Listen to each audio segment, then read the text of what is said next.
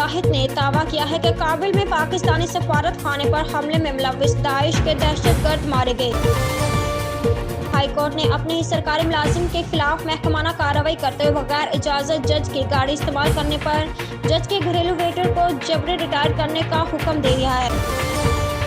और पंजाब में सर्दी की शिद्दत में इजाफे के पेश नज़र वालिदैन के मुतालबा पर स्कूलों की छुट्टी में एक हफ्ता तोसी का इम्कान है।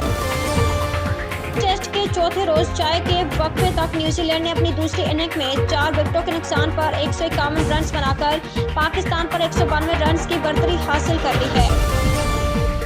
इस्लामाबाद चीन ने पाकिस्तान को सैलाब से बहाली के लिए बड़ी इमदाद देने का फैसला कर लिया। चीन की जानिब से 300 मिलियन युआन जल्द पाकिस्तान को मौसूल होंगे। इस्लामाबाद पाकिस्तान मस्जिद अल अक्सा के तकद्दुस की पामाली फ़लस्तीन में हालात ख़राब करने की कोशिश करार दे दी।